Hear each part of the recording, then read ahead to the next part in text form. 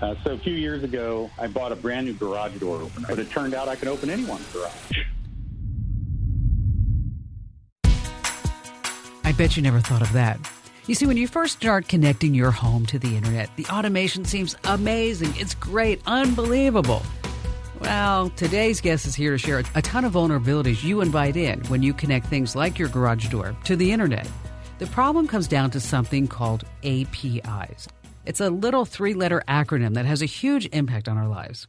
APIs can make our daily tasks convenient, but also unsafe. Let me give an example of what an API is. All right, so we're all accustomed to ordering food online since the pandemic. Just think of Postmates. Well, if the order's wrong, or maybe the driver misses the delivery, or they just don't show up, rather than calling somebody, you can just talk to a chatbot. You can tell it about all your problems, and it can give you a refund without you actually having to speak to anyone. It's pretty neat. You can get a lot done this way. It's super easy, and it's convenient. But the downside is that there's also a lot of security problems. In reality, that chatbot can be a gateway to some serious danger. So today we're speaking with a former hacker who used to run straight to the chatbots whenever he targeted people. Why? Well, because the chatbot is a robot, and it's a great point of entry for cyber criminals. Someone who wants to break into your devices can do a lot once they've infiltrated a chatbot. So they could create a fake app and start taking money from your phone, your bank accounts. Pretty scary. That's why I'm happy to invite Jason Kent to this podcast, Kim Komando Explains. He's that former hacker I was telling you about earlier. Jason's going to tell you some creepy stories later on. These are things that could happen to you. Now, Jason also has a ton of experience, and he knows the biggest weaknesses in network security. That's because he used to be a black hat hacker. Now, luckily, he's switched to the light side, as they say in Star Wars. In other words, he's now what they call a white hat hacker. Now, if you're wondering, like, hey, why is Kim Komando talking about hats? All right, here's a little fun fact. There's a big connection between modern-day hackers and the cowboys who starred in those spaghetti Western movies. That's actually where the term comes from. That's right. This goes all the way back to American films from the 1920s. Think of the heroic cowboy character who wore the white hats. Yeah, they'd always be fighting against the corrupt sheriffs or the train robbers, all of whom wore, you guess it, black hats. Why was this? Well, the movies back then were mainly black and white. They didn't have color, right? Costume designers needed to let the audiences know quickly who they should be rooting for. So they dressed the villains in dark hats and distinguished the good guys with light hats. So nowadays, when we talk about hackers, we talk about white and black hats because of that. Pretty cool, huh? There's some really important stuff in this podcast that can make a world of difference in your life. If you don't take note, somebody might be able to open your internet-connected garage door or turn on your internet-connected smart crock pot. I never quite understood why we needed that. Anyway, we also have one unbelievable story starring, are you ready? A lawnmower. I know. Stay tuned. We've got some great stuff coming your way, but first we have to say a special thank you to our partners in this podcast.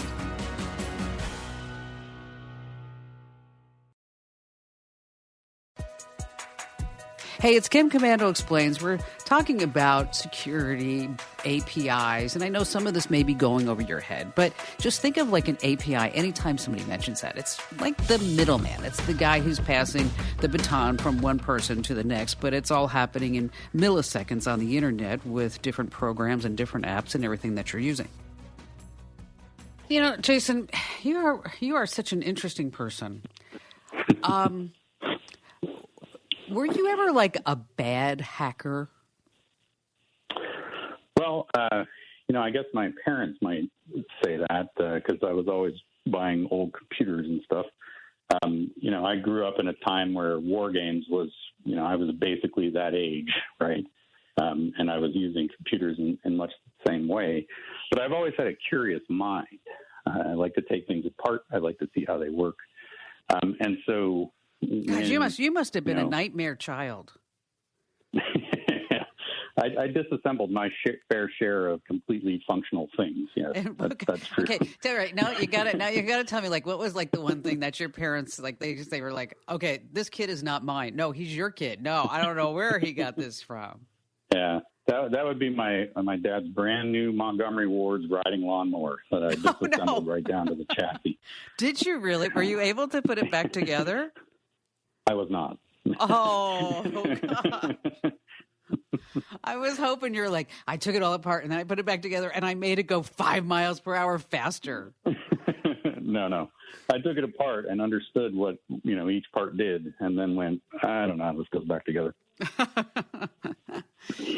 And then you got into, obviously, technology. You said taking computers apart.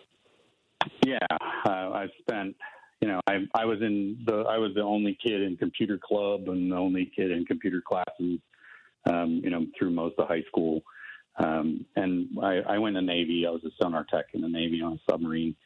And when I got out, I had a really good understanding of how computers worked. And then my wife has a computer science degree, and she was doing web development. And one day she came to me and said, this guy named Bob O'Neill broke my web app.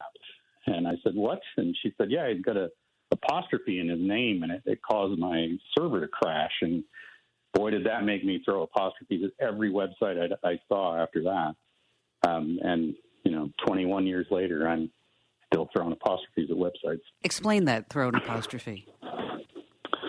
So there's a back-end system called for a lot of these computer systems that you're interacting with. And it's just a database management system. And when you want to write a query for one of the data elements that's in the back end, so I would search the user table for Bob. Okay. If I put an apostrophe after Bob, that means something in SQL. In fact, it means stop, right? So it'll say, go look for Bob, stop. And then the system throws an error because you didn't do that right. And if I see that error, then I know I can put more things in there. So I can search for Bob's password. And it's as simple as just looking for an apostrophe, which is just crazy. I mean, certainly things have gotten better over time. When all the COVID vaccine appointment sites popped up, I was imagining that there probably wasn't a lot of security in the beginning. Do you know anything about that? I mean, was there? So there really weren't. And in fact, we saw a real big uptick in people writing bots to get appointments. So the scarcity that started being driven in those websites started coming from people writing bots to go get the appointments. And there's like a bot maturity model where it's altruistic at first. I just really want my son to get a PS5, or I want somebody, I want grandma to be able to get a vaccine. But then it moves in from altruistic phase to a phase where people realize they can either monetize it or, somehow gain an advantage with it. Well, in Arizona, I heard from some pretty high sources, because I expressed my displeasure trying to get my 80-year-old mother a vaccine, that the site was crashing. It was slow. It was unresponsive, up to and including. I mean, I have a programming degree. I couldn't program right now if my life depended on it. Well, I guess I could probably figure it out. But up to and including that, I would put in like certain dates just to see what would happen, like February 30th. And whenever I typed in like February 30th, the whole system went boom, gone. And just basic programming that just wasn't considered. And of course they fixed it, but that whole website, again, this is for the state of Arizona, Maricopa County. So I had heard that it only took them like 2 weeks to put this whole site up. And I questioned up to including the governor saying, if you knew this was coming in August, why did you just wait? Okay. Just wondering why that had happened. That kind of input validation, that putting in February 30th or ordering a negative amount of beers, that is the kind of stuff that really tells you about how the system is functioning and the flaws that are inside of it. So I'm sure that we're all accustomed to going to a website, especially like, for example, I admit it, I use Postmates like way too much. Okay, I just do. But if the order is ever wrong or they miss the delivery or they don't show up, which is like so annoying, is that rather than actually calling somebody, I actually go onto the chat bot and say, this is the problem with the order, and then they immediately give you a refund. It's super easy. It's super convenient. But, Jason, you're saying that there's security implications with this. Oh, absolutely. Those chatbot services are one of my favorite places to look for stuff because they're usually pretty easy to either man in the middle, so you're chatting with me and not them, or I can, just flood it so that you want to go on the chatbot, but everybody's busy right now and you can't do anything. So how do you work with that? So that's what I do for a living. So my company we're called Cequence Security. So it's okay to say that. We detect malicious traffic. Like that's our goal in life. We have a lot of machine learning models on the back end that look for, individual intent in every transaction. But basically, we're looking at it and saying, well, wait a minute, you aren't logging in from the place you normally do. You're doing this at a time of the day that you don't normally. You're doing things that are, either nefarious in nature or are different than what everybody else is doing.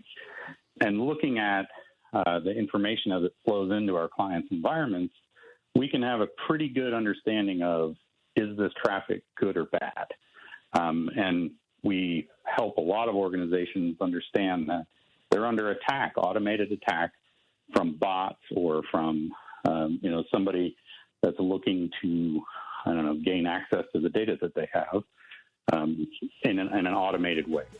Hey, listen, stay right where you are because coming up, we're going to be talking more about the security tips that you need to know from somebody who's in the trenches trying to get to you. Well, used to, and that's Jason Kent. But first, we have to say a few thank yous to our podcast sponsors.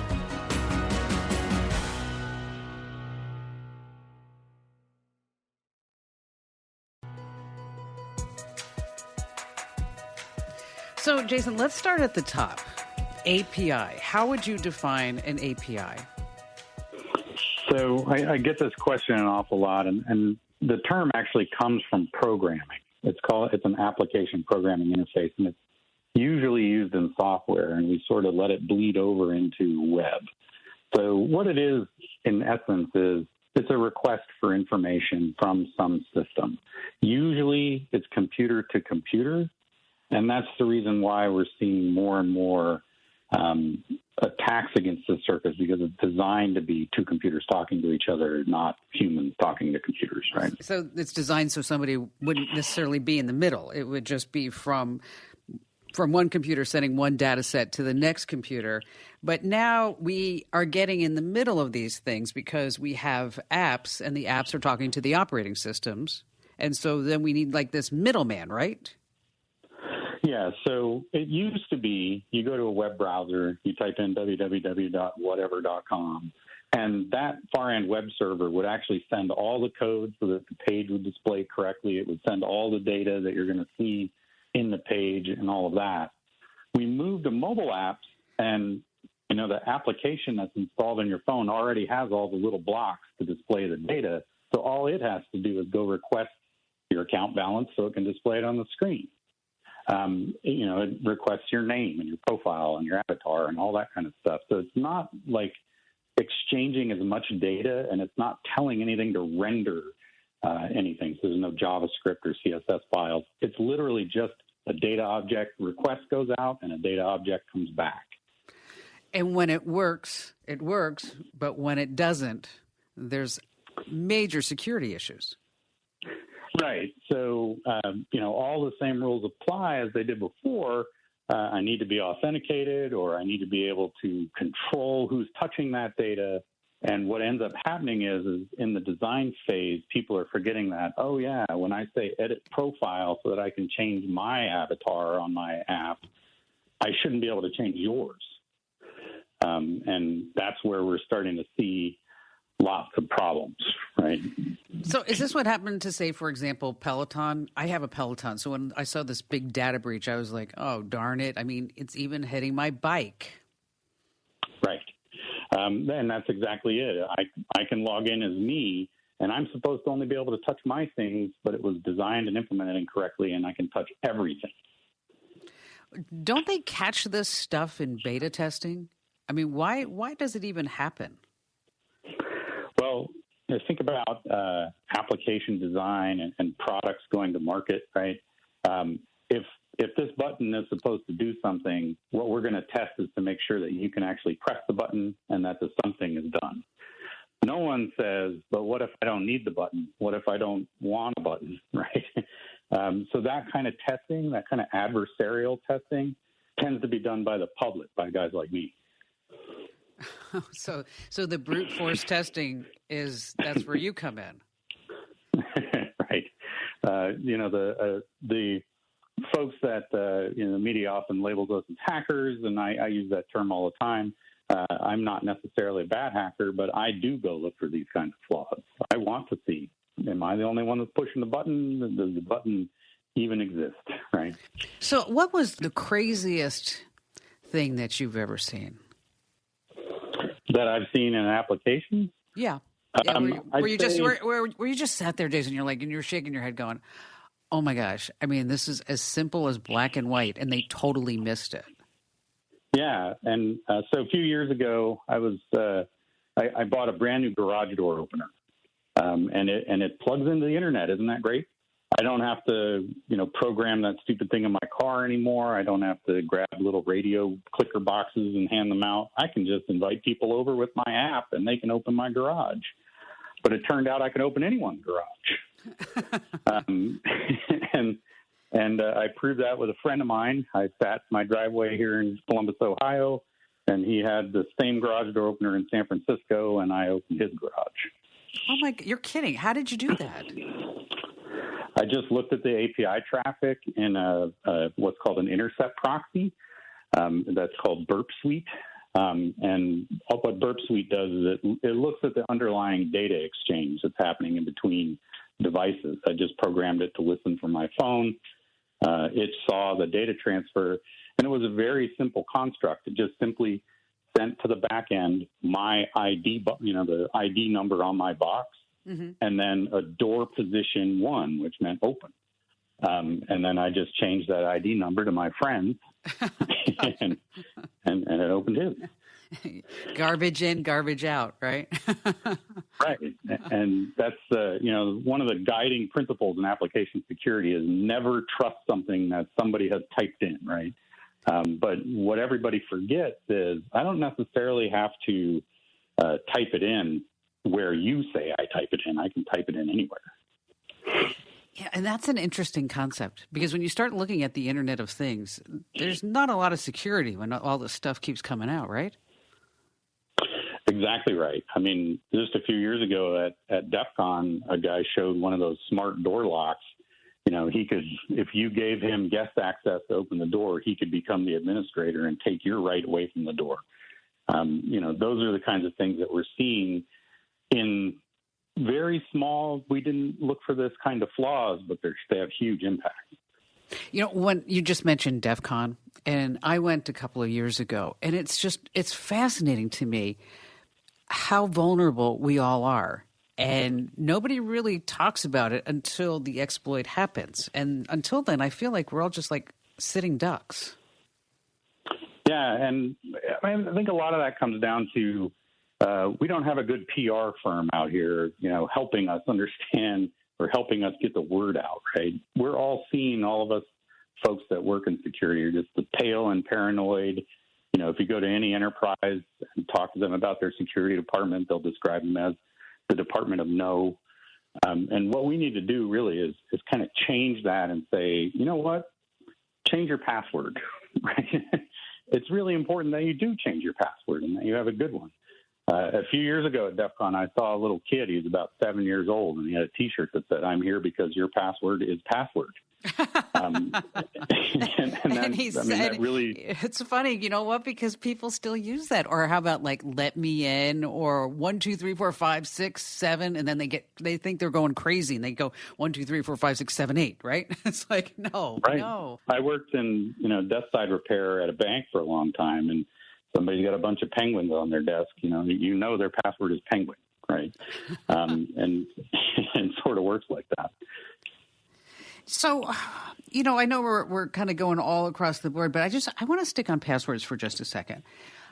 Sure. Because they're so important, and people, they use the same password for multiple sites. I mean, you can go to that site.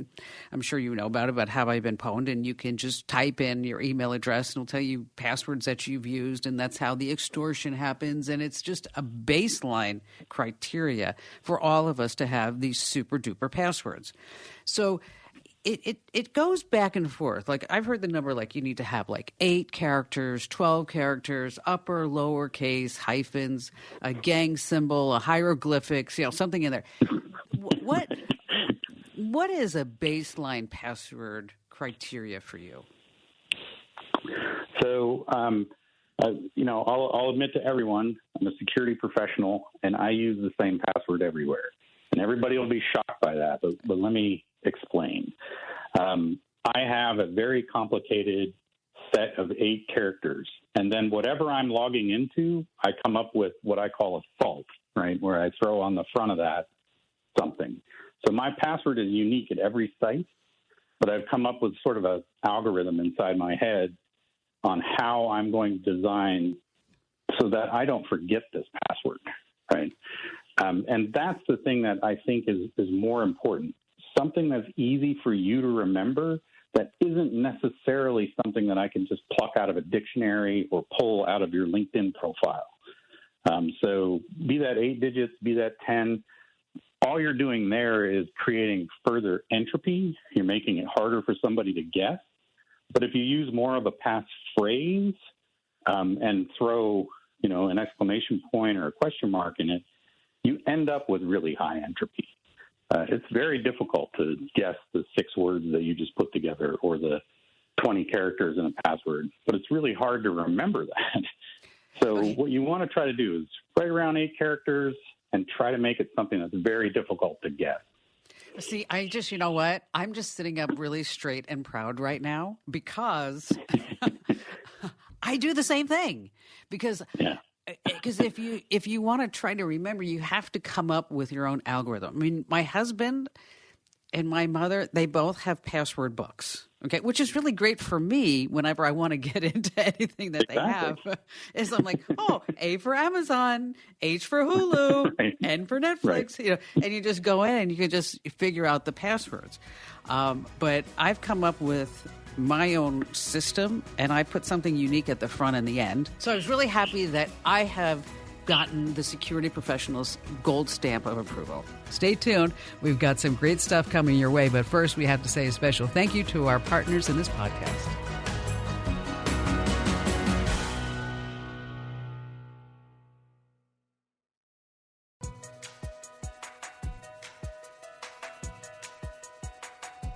Hey, welcome back to Kim Commando Explains. And what a great talk it's been. You might want to re-listen to the first part of this podcast because it was really, truly amazing, in my humble opinion, of course. So, Jason, we've been talking about passwords and coming up with unique passwords for every site and not using like password and let me in and all the other things. What is your thought about password managers?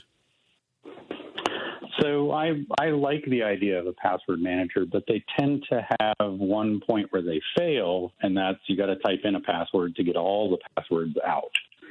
And that can become a problem, right? If I can guess what your password manager password is, then I can get the data out. I also question how the passwords are being encrypted on the back side of that password manager, so that if I ended up scraping that file out of your computer, could I get to your passwords? So I haven't done a lot of research on that, but I'm sure there's plenty of folks that are doing that research.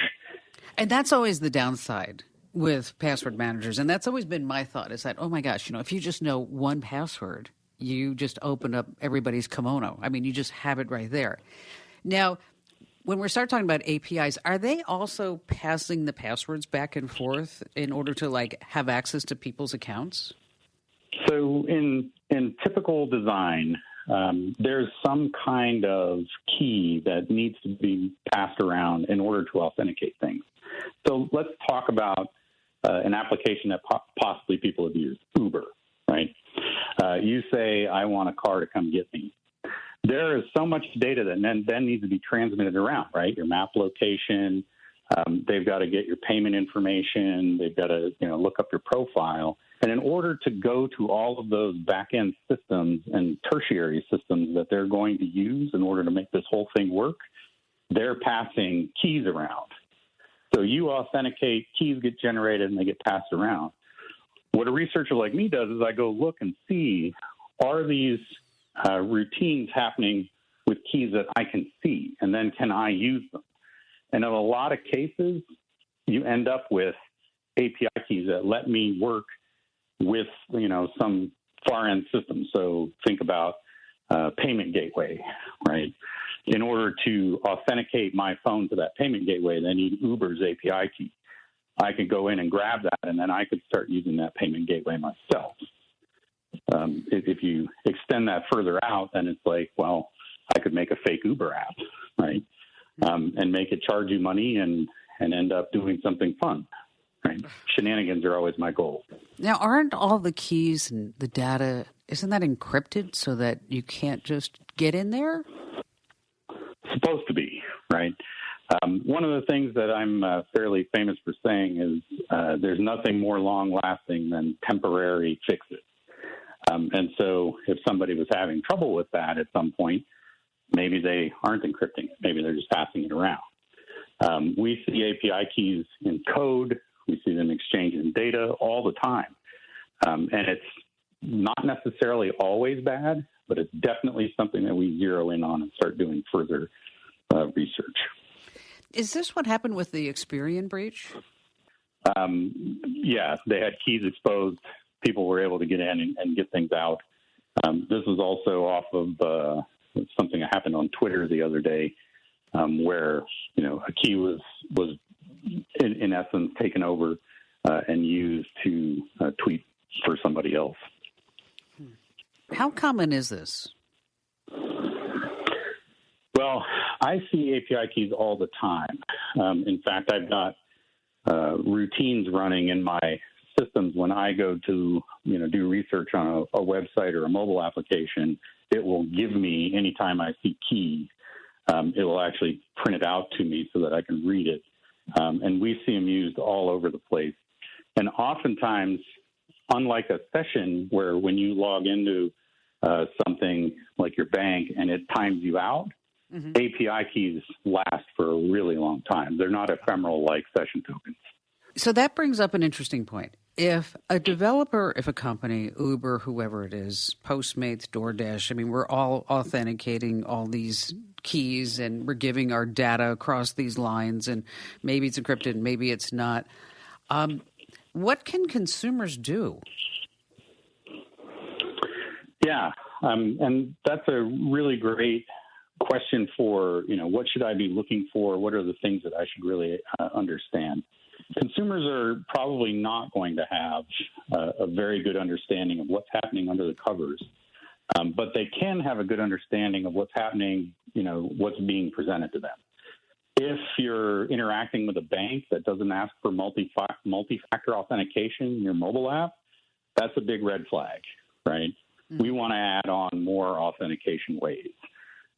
If you're dealing with an organization that has a lot of your PII, a lot of your personally identifiable information, the stuff that I can use to generate credit for you, all of those things should either have multi-factor or they should have some kind of failback system. So a really good example of this is if your account gets taken over on LinkedIn, if somebody resets your password, there should be an email address that you're controlling that tells you that, right? That's correct. Yeah. Kind of secondary.